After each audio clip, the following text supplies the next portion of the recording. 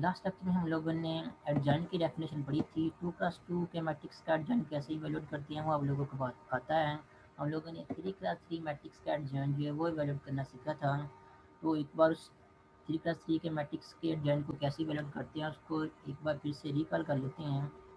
For example अगर आपके पास कोई 3+3 ऑर्डर का मैट्रिक्स है, फॉर एग्जाम्पल ये आपके पास एक मैट्रिक्स है जिसका ऑर्डर 3+3 है और आप लोगों ने इस मैट्रिक्स का एडजॉइंट जो है वो इवेलुएट करना है। तो 3+3 ऑर्डर के मैट्रिक्स का एडजॉइंट जो है वो इस तरह डिफाइन है। आप क्या करें, इस 3+3 ऑर्डर के मैट्रिक्स में जितने भी एलिमेंट्स हैं, for example A11 first row और फर्स्ट कॉलम वाली एंट्री है, A12 फर्स्ट रो और सेकंड कॉलम वाली एंट्री है, A13 फर्स्ट रो और थर्ड कॉलम वाली एंट्री है एंड सो ऑन। जितनी भी एंट्रीज इस मैट्रिक्स में मौजूद है आपने क्या करना है, सबसे पहले हर एंट्री का को फैक्टर जो है वो फाइंड आउट करना है और हर एंट्री का अपना अपना को फैक्टर होता है। फॉर एग्जांपल जो एंट्री A11 है फर्स्ट रो और फर्स्ट कॉलम वाली एंट्री, उसका भी अपना कोई ना कोई को फैक्टर होगा। उस को फैक्टर को जो है फैक्टर A11 का नाम देते हैं। इसी तरह जो एंट्री A12 है फर्स्ट रो और सेकंड कॉलम वाली एंट्री, उसका भी अपना कोई ना कोई को फैक्टर होगा। को फैक्टर एक नंबर होता है, उसके को फैक्टर को जो है कैपिटल A12 से नाम दिया हुआ है। इस तरह जितनी भी एंट्रीज इन्वॉल्व हो रही हैं सभी एंट्रीज के को फैक्टर्स आपने सबसे पहले फाउंड करने हैं। इन और जो A33 है थर्ड रो और थर्ड कॉलम वाली एंट्रीज का को फैक्टर जो है वो कैपिटल A33 है। सभी के जब आप लोगों ने को फैक्टर्स फाउंड कर लेने हैं तो देख सकते हैं जैसे मैं आप लोगों को लाइंस के थ्रू जो है वो दिखाया हुआ है कि हर एंट्री जहाँ जिस पोजीशन पर पहले लिखी हुई थी मैट्रिक्स ए में, उसी पोजीशन पे क्या कर दिया है उस एंट्री का को फैक्टर जो है वो लिख दिया है। को फैक्टर एक नंबर होता है, कैसे डेवलप करते हैं वो भी मैं एक बार फिर से रिकॉल कर देता हूँ अभी। तो हर एंट्री की जगह उसका को फैक्टर जो है वो लिख देना है। उसके बाद मैट्रिक्स जो है बना लेना है। मैट्रिक्स बनाने के बाद उस मैट्रिक्स का आप लोगों ने ट्रांसपोज भी ले लेना है। यहाँ पे ट्रांसपोज लिखा नजर आ रहा होगा आप लोगों को, मैं थोड़ा सा क्लियर कर देता हूँ। तो आपने क्या करना है, हर एंट्री की जगह उसका वो फैक्टर लिखने के बाद जो नया मैट्रिक्स बनेगा उसका ट्रांसपोज भी ले लेना है। जब आप ट्रांसपोज लिख देंगे इसका मतलब यही है कि आपने ट्रांसपोज ले ही लिया है। उसके बाद नेक्स्ट टाइम अगर आप चाहे तो ट्रांसपोज ले भी सकते हैं। तो ये दोनों क्या होंगे, आपस में इक्वल ही होंगे दोनों मैट्रिक्स। ये जिस मैट्रिक्स के ऊपर टी लिखा हुआ है यहाँ हम लोगों ने ट्रांसपोज ले लिया, दोनों मैट्रिक्स के आपस में इक्वल ही है। यहाँ पे टी लिखा हुआ है मतलब कि हम लोगों ने ट्रांसपोज लेना है, ठीक है। और यहाँ पे क्या ले लिया, नेक्स्ट टाइम ट्रांसपोज ले लिया है। दोनों एक ही बात, एक ही आपस में इक्वल ही होंगे। तो आप लोग को टी लिख देना है, टी का मतलब ये कि ट्रांसपोज लेना है। तो अगर टी लिख के वहाँ तक छोड़ भी देंगे तब भी जो है ठीक है, आपका डिजाइन मिल जाएगा। लेकिन मेथड यही है कि टी लिख दिया इसका मतलब ट्रांसपोज लेना है, तो आप नेक्स्ट टाइम में क्या करें, ट्रांसपोज भी लेना। ट्रांसफर लेने के बाद इन दी एंड फाइनली जो आपको नया मैट्रिक्स मिलेगा उस मैट्रिक्स को, या फिर अगर आप लोगों ने ट्रांसफर नहीं लिया, जैसे ऊपर टी लिख के ये बता दिया कि हम लोगों ने ट्रांसफर लेना है, तब भी जो है वो आपको जो नया मैट्रिक्स मिलेगा उस मैट्रिक्स को हम कहेंगे कि वो ओरिजिनल मैट्रिक्स ए का एडजॉइंट। अब इसका मतलब ये है कि एडजॉइंट फाउंड करने के लिए 3+3 के मैट्रिक्स का हमें को फैक्टर जो है फाउंड करने होंगे। और को फैक्टर जो है कैसे फाउंड करते हैं उसको हम लोगों ने लास्ट लेक्चर में डिटेल से डिस्कस किया था। अभी थोड़ा सा जल्दी से रिकॉल कर लेते हैं शॉर्ट वे में। को फैक्टर फाउंड करने के लिए किसी भी एलिमेंट का आपको सबसे पहले जो है वो किसी भी एलिमेंट के माइनर के बारे में पता होना चाहिए कि किस एलिमेंट का माइनर क्या होता है। जैसे हर एलिमेंट का को फैक्टर होता है वैसे ही हर एलिमेंट का अपना अपना माइनर होता है, वो भी एक नंबर होता है। माइनर आपको किसी एलिमेंट का कैसे मिलता है, जिस भी एलिमेंट का अपने माइनर जो है वो फाइंड करना है। फॉर एग्जांपल यहाँ पे एक मैट्रिक्स नज़र आ रहा है, अगर आप मैट्रिक्स ए, इस मैट्रिक्स में से अगर फॉर एग्जांपल अगर आपने मैट्रिक्स एलिमेंट ए का जो है माइनर, एलिमेंट 8 का जो है माइनर फाइंड करना है, तो आप क्या करें, देखिए एलिमेंट ए 8 जो है वो किस रो और किस कॉलम में है। जिस रो और जिस कॉलम में वो एलिमेंट मौजूद है उस रो उस कॉलम को जो है डिलीट कर दें या फिलहाल भूल जाएं। तो आपके पास जो बाकी एंट्रीज बचेंगी, फॉर एग्जाम्पल यहाँ पे देखें 1 और 4, 3 और 6, इन बाकी एंट्रीज को जो है वो इसी तरह तरतीब वाइज लिख के इनका जो मैट्रिक्स बन रहा होगा उस मैट्रिक्स का आप लोगों ने फाइंड करना है डिटर्मिनेंट। तो वर्टिकल लाइंस का मतलब ये है कि उस मैट्रिक्स का डिटर्मिनेंट फाइंड कर रहे हैं। यहाँ पे ये जो साइड में मैंने वर्टिकल लाइंस लगाई है इसका मतलब ये है कि मैट्रिक्स नहीं बल्कि उस मैट्रिक्स का डिटर्मिनेंट फाइंड करने लगे हैं। तो जो बाकी एंट्रीज बचेंगी आप लोगों ने क्या करना है, उसका डिटर्मिनेंट फाइंड करना है। उस डिटर्मिनेंट का जो भी आंसर होगा वो आंसर होगा इस एलिमेंट ए के माइनर का आंसर। एलिमेंट 8 का जो है माइनर होगा वो, उसको नोटेशन वाइज किस तरह रिप्रेजेंट करेंगे, उसको अगर आप नोटेशन वाइज रिप्रेजेंट करना चाहें तो आप देखिए 8 जो है वो किस रो और किस कॉलम नंबर में मौजूद है। 8 आपके पास थर्ड रो और सेकंड कॉलम में है, इसलिए ये जो एलिमेंट 8 है उसके माइनर को हम जो है M3 और 2 से रिप्रेजेंट करेंगे। M3 2 का मतलब ये होगा कि थर्ड रो और सेकंड कॉलम में जो भी एंट्री मौजूद है, अलग बटन में नज़र आ रहा है तो एंट्री 8 है। तो थर्ड रो और सेकंड कॉलम में जो भी एंट्री मौजूद है ये जो है उस एंट्री का माइनर है। किसी भी एलिमेंट का माइनर वैल्यूड करना हो उस एलिमेंट की रो और कॉलम को डिलीट करके बाकी जितने भी एलिमेंट्स बचेंगे उनका डिटरमिनेंट फाइंड आउट कर लें। फॉर एग्जांपल एक और एग्जांपल कर लेते हैं। अगर आप लोगों ने 4 का माइनर फाइंड आउट करना है तो आप जो क्या करें 4 वाले कॉलम और 4 वाले रो को डिलीट कर दें। अब देखें 4 कौन सी रो और कौन सा कॉलम नंबर में है। 4 आपके पास जो है वो सेकंड रो और फर्स्ट कॉलम में है। M21 क्या होगा 4 का माइनर होगा। कैसे वैल्यूड करेंगे जो बाकी एंट्रीज बच गई हैं उनको लिख के उनकी मैट्रिक्स का डिटरमिनेंट फाइंड करें। बाकी एंट्रीज आपके पास है 2 3 8 और 9। तो ये जो बाकी एंट्रीज बच गई हैं इनका डिटरमिनेंट फाइंड करें।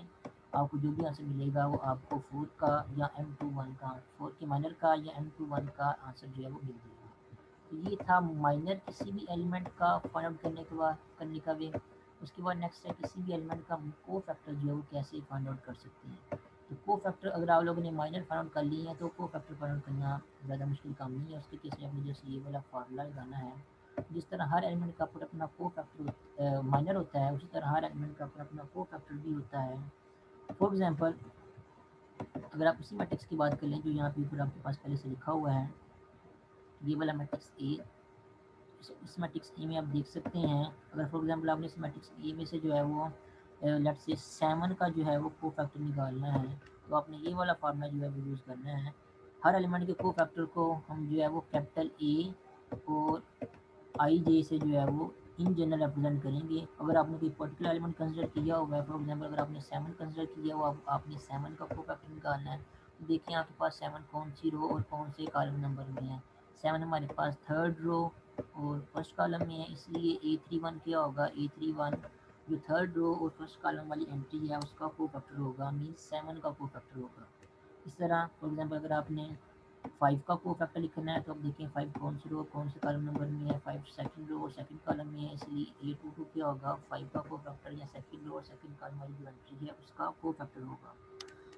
को फैक्टर निकालने का फार्मूला क्या है जनरल फार्मूला तो ये है कि आपने ए आई जे अगर इन जनरल निकालना है तो आप क्या करें -1 लिखें और उसकी पावर में लिखें ये जो आई जे आप इन्वॉल्व हो रहा होगा यहाँ पे जैसे यहाँ पे आई जे की जगह 3 और 1 इन्वॉल्व हो रहा है यहाँ पे आई जे की जगह 2 और 2 इन्वॉल्व हो रहा है।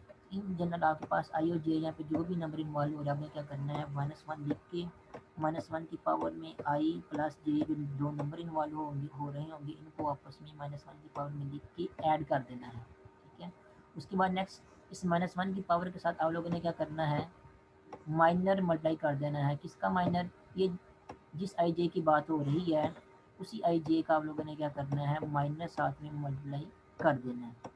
फॉर एग्जांपल अगर आपसे कहा जाए कि आप 7 ये जो 7 लिखा हुआ है इसका को फैक्टर जो है फाइंड करें आप क्या करेंगे सबसे पहले लिखेंगे -1 की पावर -1 की पावर आपके पास आ जाएगी जो यहाँ पे आई जे इन्वॉल्व हो रहा है उनको आपस में ऐड करके लिख देना है -1 की पावर में। आई आपके पास 3 है और जे आपके पास 1 है यहाँ पे तो -1 की पावर में आप लिख देंगे 3 प्लस 1। उसके बाद नेक्स्ट मल्टीप्लाई कर देंगे हम ये जो 3 1 वाली एंट्री है थर्ड रो और फर्स्ट कॉलम वाली एंट्री है उसका साथ में माइनर जो है वो मल्टीप्लाई कर देंगे मीन के 7 का माइनर है ये वाला वो साथ में मल्टीप्लाई कर देंगे तो आपको A31 मीन के 7 का को फैक्टर जो मिल जाएगा। अब यहाँ पे -1 की पावर तो आप इवेलुएट कर लेंगे M31 जो है वो इवेलुएट करने वाला रह गया है तो हम क्या करेंगे M31 third row second column वाली एंट्री का माइनर है तो इस रो को उस कॉलम को हम जो है वो डिलीट कर देंगे। डिलीट के बाद करने के बाद बाकी जो एंट्रीज बचेंगी उनका डिटर्मिनेंट जो है वो इस -1 की पावर 3 + 1 के साथ जो है मल्टीप्लाई कर देंगे। ये देखिए यहाँ पे भी किया हुआ है A31 इवेलुएट किया हुआ है यहाँ पे आप देख सकते हैं तो -1 की पावर 3 + 1 ये एज इट लिखा हुआ है और साथ में माइनर की जगह ये जो बाकी एंट्रीज बच गई थी मैट्रिक्स में 2 3 5 और 6 इनका डिटर्मिनेंट जो है यहाँ पे उसके साथ मल्टीप्लाई कर दिया क्योंकि इनका डिटर्मिनेंट क्या होगा वो 7 का माइनर होगा। -1 की पावर 3 + 1 के साथ M31 मीन 7 का माइनर जो है मल्टीप्लाई कर दिया है। तो अब नेक्स्ट हम क्या करनी है कैलकुलेशन या सिंप्लीफिकेशन करनी है तो नेक्स्ट ये डिटर्मिनेंट फाइंड करने वाला रह गया है -1 की पावर इजीली निकाल सकते हैं -1 की पावर 3 + 1 मीन -1 की पावर 4 है और -1 की पावर जब इवन होती है तो आंसर आपके पास जो है वो 1 ही आता है और -1 की पावर जब और नंबर होता है तो आंसर आपके पास जो है वो -1 ही आता है। तो -1 की पावर 4 है इसलिए आपका आंसर +1 आएगा वो लिखने की जरूरत नहीं है। जो सब क्या करना है आप लोगों ने ये जो डिटर्मिनेंट है इसका आंसर जो है वो फाइंड करके उसको 1 के साथ मल्टीप्लाई करना है। 2 को 6 से मल्टीप्लाई करेंगे तो आंसर आपके पास 12 आएगा और माइनस का सिंबल खुद से लगाएंगे। मैंने आपको सिखाया है 2 + 2 मैट्रिक्स का डिटरमिनेंट फाइंड करने का वे। उसके बाद 3 को जो है वो 5 से मल्टीप्लाई करेंगे तो 15 आएगा। 12 - 15 आंसर आपके पास जो है वो -3 आ जाएगा। ये आपके पास आंसर आया है A31 का, मीन्स थर्ड रो सेल और फर्स्ट कॉलम में जो एंट्री मौजूद है उसके कोफैक्टर का आंसर आया है, मीन्स के 7 के कोफैक्टर का आंसर आ गया है।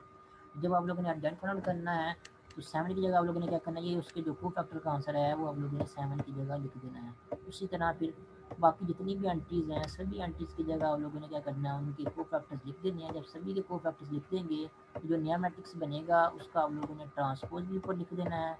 जब आप ट्रांसपोज लिख देंगे तो जो नया मैट्रिक्स बन जाएगा इन दी एंड वो क्या, वो ए नहीं रहेगा, फिर वो क्या बन जाएगा, वो ए का एडजॉइंट बन जाएगा। अब वो ए का एडजॉइंट बन गया है तो नेक्स्ट टाइम में आप चाहे तो वो ट्रांसपोज ऊपर लिखा हुआ है ट्रांसपोज ले भी सकते हैं, तभी वो क्या होगा, तभी वो ए का एडजॉइंट ही होगा। वो इस तरह है किसी भी एलिमेंट का माइनर या कोफैक्टर करने फाइंड आउट करने का वे, और कोफैक्टर को यूज़ करते हुए हम जो है वो किसी मैट्रिक्स का एडजॉइंट भी फाइंड आउट कर सकते हैं। एडजॉइंट की डेफिनेशन ये है, अगर आप वर्डिंग में लिखना चाहें, वर्डिंग में एडजॉइंट की डेफिनेशन ये होती है, यहाँ पे तो मैथमेटिकली लिखी हुई है कि आप क्या करें, अगर आपके पास कोई मैट्रिक्स ए है, कैपिटल ए, तो आप क्या करें, उसकी हर एंट्री की जगह उसका कोफैक्टर लिखें, उसका ट्रांसपोज ले लें तो आपको क्या मिल जाएगा, इस तरह एडजॉइंट मिल जाएगा। तो एडजॉइंट की डेफिनेशन आप बाय वर्डिंग भी जो है वो लिख सकते हैं। मीन्स आप आ जाके define adjoint of a matrix in word और लिख सकते हैं एडजॉइंट ऑफ अ मैट्रिक्स। और एडजॉइंट जो है आपके पास, जो आपने जिस भी मैट्रिक्स का फाइंड आउट करना है वो आपके पास जो है वो स्क्वायर मैट्रिक्स जो है वो होना चाहिए। ये बात आप लोग जो है लाजमी याद रखना। एडजॉइंट जो है आपके पास स्क्वायर मैट्रिक्स का होता है। Adjoint of a square matrix is obtained by replacing each entry of the matrix by its cofactors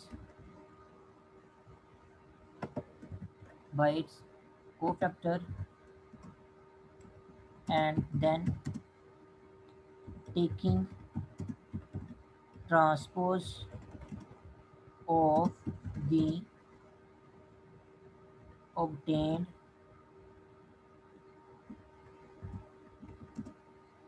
matrix.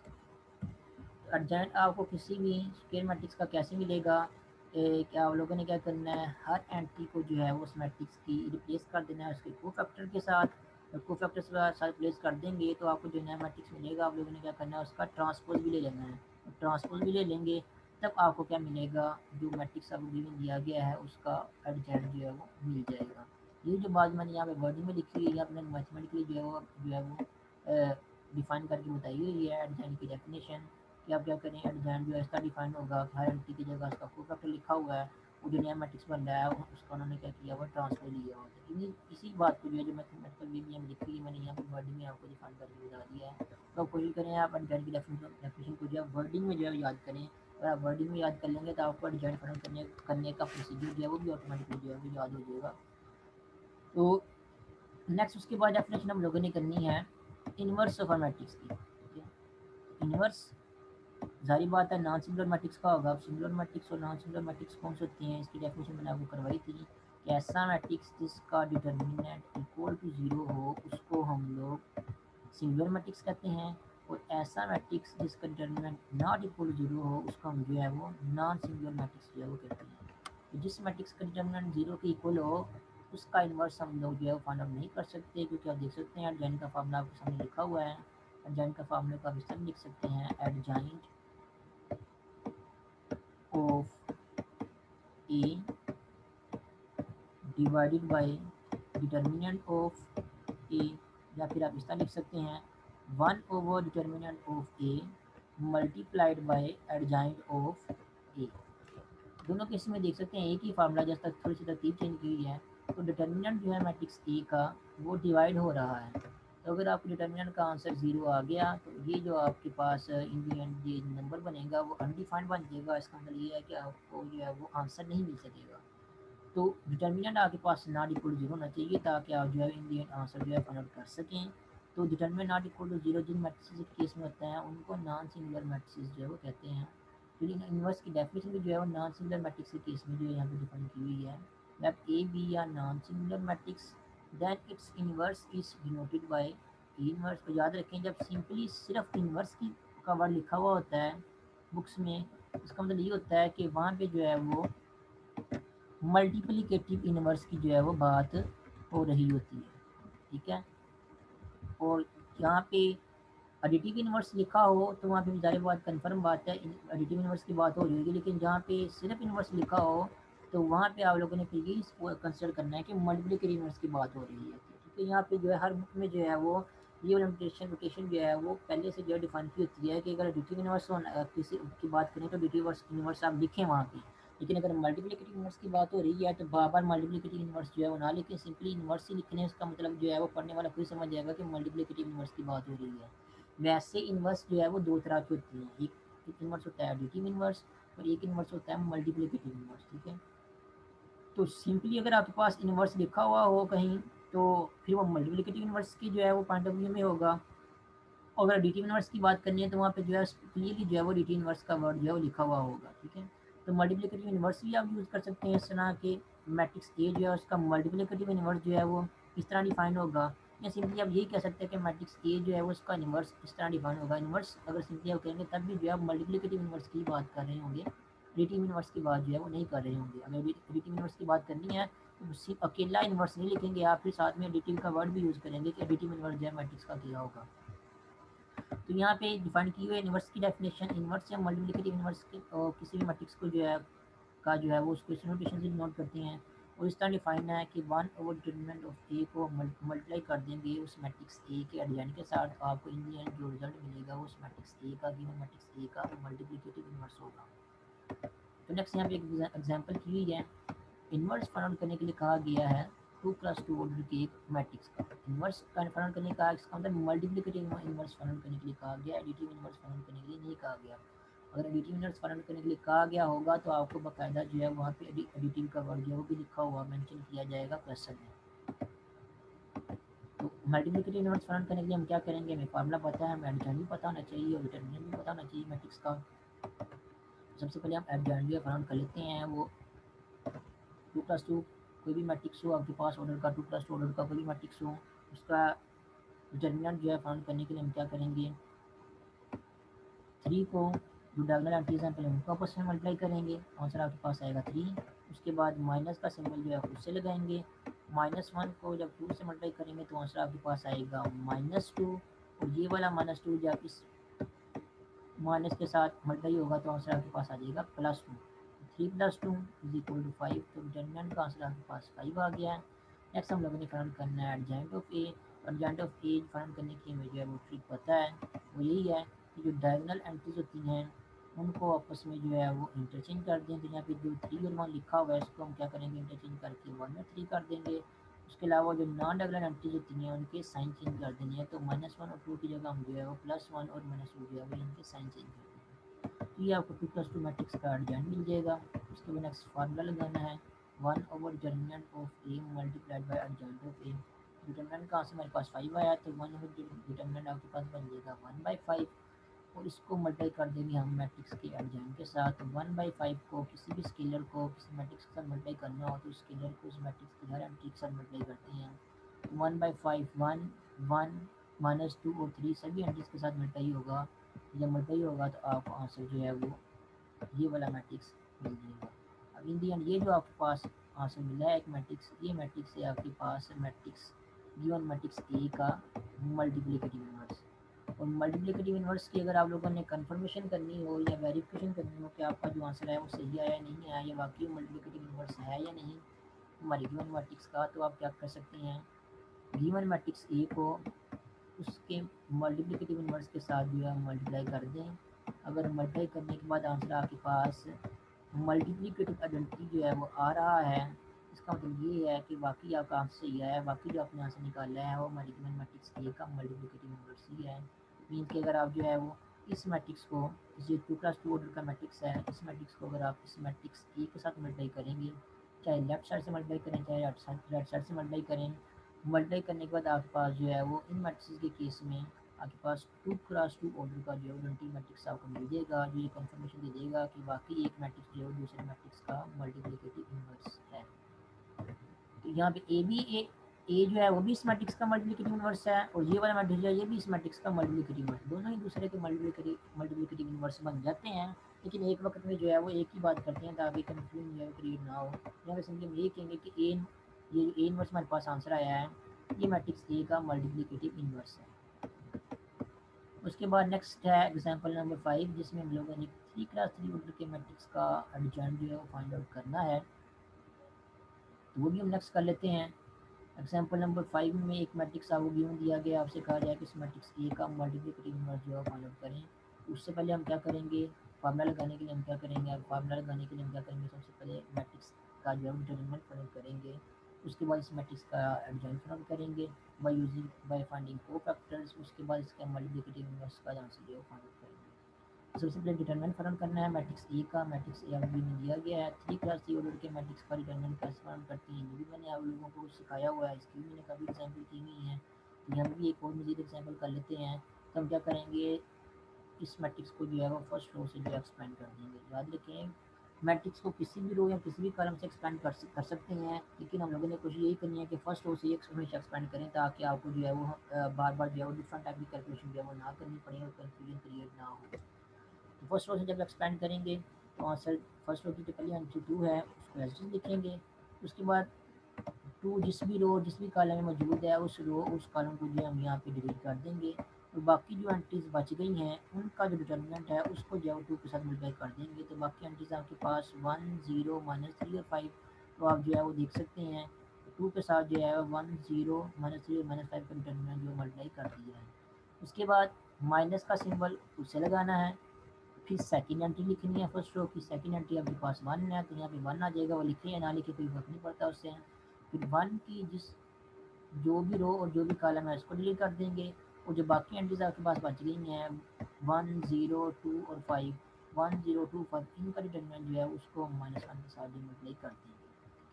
उसके बाद थर्ड एंट्री आपके पास 0 है, तो फिर थर्ड एंट्री जो है वो 0 लिखेंगे। माइनस का सिंबल आप लोगों ने दूसरी एंट्री के साथ खुद से लगाना होता है, तीसरी एंट्री के साथ जो है खुद से नहीं लगाते, वो जो भी एंट्री है उसको एज इट इज लिखेंगे। उसके बाद उसके वो जिस भी रो जिस भी कॉलम में मौजूद है वो वाली एंट्री 0, उस रो और उस कॉलम को डिलीट करके बाकी जितनी भी एंट्रीज बच गई हैं उनका डिटरमिनेंट जो है उसके साथ मल्टीप्लाई करेंगे। तो यहाँ भी क्योंकि आपके पास देखें 0 आंसर 0 थर्ड एंट्री आ रही है, 0 को इसके साथ मल्टीप्लाई करना है, तो ये हम लोग जो है फर्क ना भी करें तब भी कोई इशू नहीं है, क्योंकि इंडियन जब 0 मल्टीप्लाई होगा तो 0 मल्टीप्लाई होने के बाद आंसर हमारे पास 0 ही आएगा, इसलिए यहाँ पे उन्होंने जो है डायरेक्टली जो है वो 0 ही लिख दी है। ठीक है, उसके बाद नेक्स्ट सिंप्लीफिकेशन करेंगे, इसका डिटरमिनेंट फाइंड आउट करेंगे। इसका डिटरमिनेंट का आंसर हमारे पास आएगा 5, और जब इसका डिटरमिनेंट फाइंड आउट करेंगे तो इसका आंसर हमारे पास आएगा वो भी 5 ही आएगा।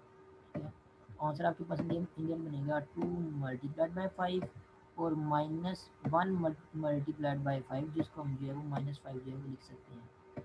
2 बाई इंटू 5 10, 10 -5 5, तो इन दी एंड आपके पास एक डिटरमिनेंट का आंसर जो है वो क्या आ जाएगा, वो 5 आ जाएगा। अब नेक्स्ट हम लोगों ने फाइंड करना है ए का एडजॉइंट। ए का एडजॉइंट फाइंड करने के लिए एक में जितनी भी एंट्रीज मौजूद हैं जैसे कि 2 है 1 है 0 है, सभी एंट्रीज के हम लोगों ने कोफैक्टर जो है फाइंड करने हैं।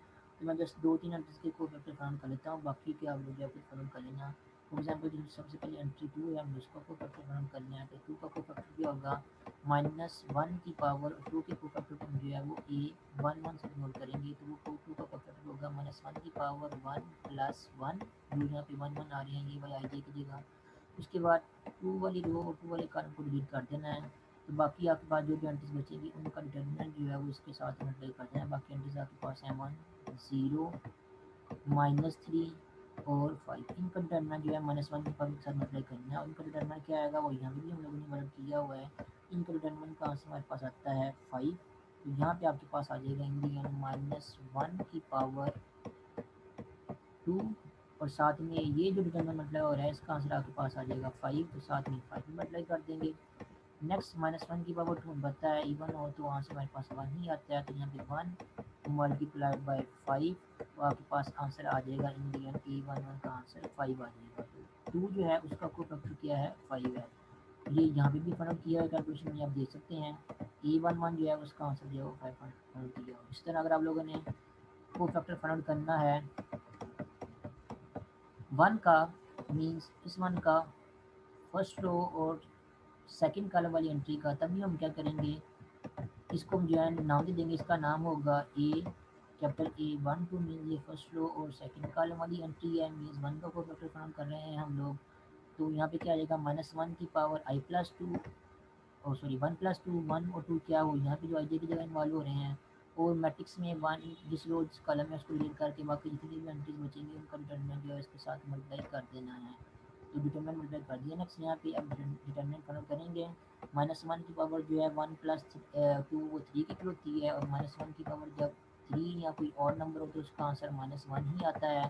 तो -1 की पावर 3 का आंसर हमारे पास आ जाएगा -1, जो कि यहाँ पे लिख दिया ये वाला।